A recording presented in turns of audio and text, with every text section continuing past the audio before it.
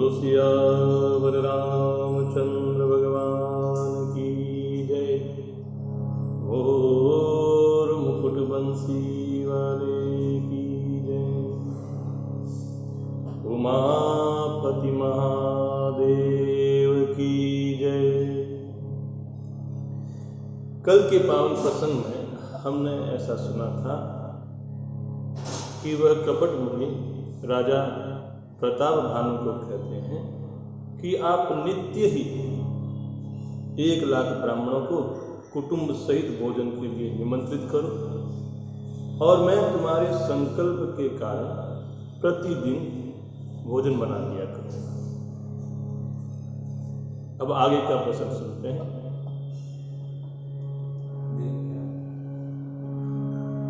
एहि विधि भूप कष्ट अति थोरे, होई हहि सकल विप्र बस तोरे।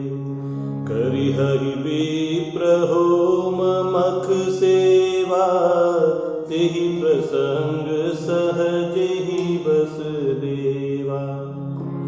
और एक तो ही कहु लखाऊ, मैं एहि बेस न आऊ बखाऊ।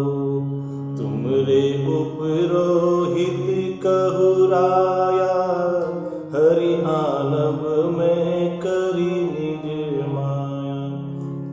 हे राजन, इस प्रकार बहुत थोड़े परिश्रम से सारे ब्राह्मण तुम्हारे वश में हो जाएंगे और जो ब्राह्मण लोग हवन यज्ञ सेवा पूजा जो कुछ भी करेंगे तो उस प्रसंग संबंध से देवता भी सारे के सारे तुम्हारे वश में हो जाएंगे। अच्छा, मैं एक और पहचान तुमको बता देता हूं। क्या? कि मैं इस रूप में कभी नहीं आऊंगा। तो कैसे आओगे? हे राजन, मैं अपनी माया से तुम्हारे पुरोहित को हर लाऊंगा। कैसे लाऊंगा? तप बल ते ही करी आप समाना, रखी हु इहाँ बरस परवाना। मैं धरिता सुबेसु सुनु राजा, सब विधि तोर सवारव काजा। कि मैं तप के बल से उसे अपने समान बना दूंगा और 1 वर्ष तक उसको यहाँ रखूंगा। राजन सुनो, मैं भी उसका रूप धारण करके उसका रूप बना करके तुम्हारा काम सिद्ध कर दूंगा। गई निसी बहुत सयन अब कीजे, मोहि तोहि भूप भेंट दिन तीजे। मैं तप बल तोहि तुर्ग समेता, पहुँचे हहु सोवत ही निकेता। तो हे राजन, बहुत रात्रि बीत गई है, अब तुम विश्राम करो। आज से तीसरे दिन मुझसे तुम्हारी भेंट हो जाएगी और तप के प्रभाव से मैं तुम्हें घोड़े के सहित सोते सोते ही तुम्हारे घर पहुंचा दूंगा। मैं आऊब सोई बेसुधरी, पहचाने हूँ तब मोही। जब एकांत बुलाई सब, कथा सुनाओ तो। मैं उसी पुरोहित का वेश धारण करके तुम्हारे पास आऊंगा और जब एकांत में तुमको बुला करके सारी कथा प्रसंग सुना दूं तो तुम मुझे पहचान लेना। अब राजा मुनि की आज्ञा मान करके शयन कर लेते हैं और वह जो मुनि था वह अपने स्थान पर जाकर के बैठ गया। शयन कीनन आय सुमानी, आसन जाय बैठ छल ज्ञानी। श्रमित भूप निद्रायति आई, सो किमि सोव सोचय देखाई। काल के तु निश्चर तह आवा, जेहि सूकर होई नृप ही भुलावा। परम मित्र तापस नृप केरा, जानहि सो अति कपट घनेरा। तो उसी समय में वहां पर कालकेतु नामक जो राक्षस था वह आ गया।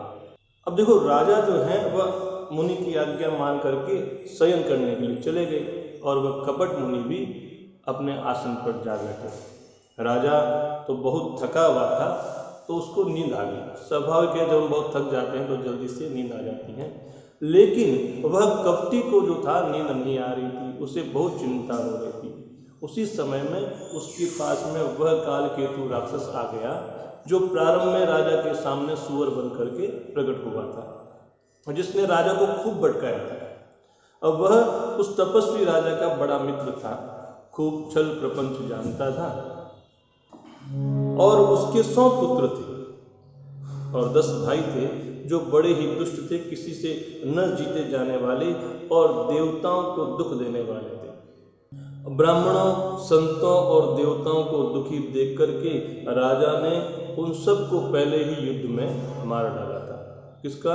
वो जो राक्षस था, उसके परिवार को सबको मार डाला था। इसी कारण से तेहि के सत सुत अरु 10 भाई, खल अति अजय देव दुखदाई।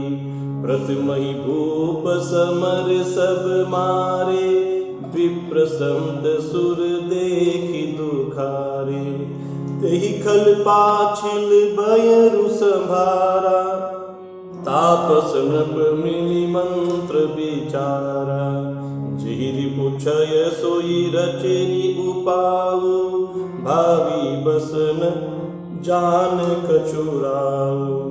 जय सिया राम, जय जय सिया राम, जय सिया राम, जय जय सिया राम। रिपु तेजसी अकेलयपि, लघु करि गनियन ताहु।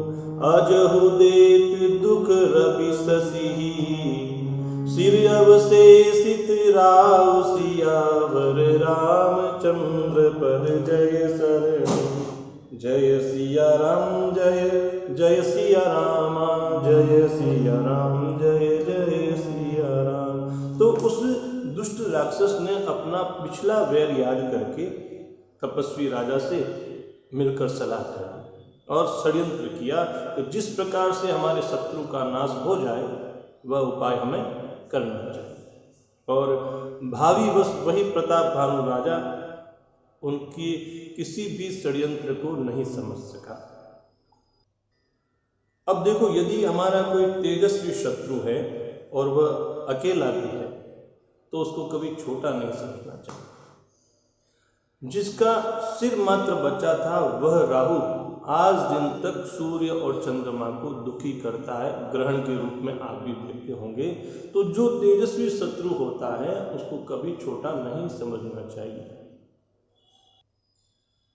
तो पहली बात तो यह कि हमें शत्रुता किसी से रखनी भी नहीं चाहिए और अन्याय का साथ देना नहीं चाहिए, क्योंकि राजधर्म है। तो राज्य की रक्षा के लिए यदि हमने किसी के साथ वैर साध लिया है, तो उसके प्रति सावचेत रहना चाहिए कि भाई वह कभी अहित ना कर देवे, किसी भी शत्रु को छोटा नहीं समझे।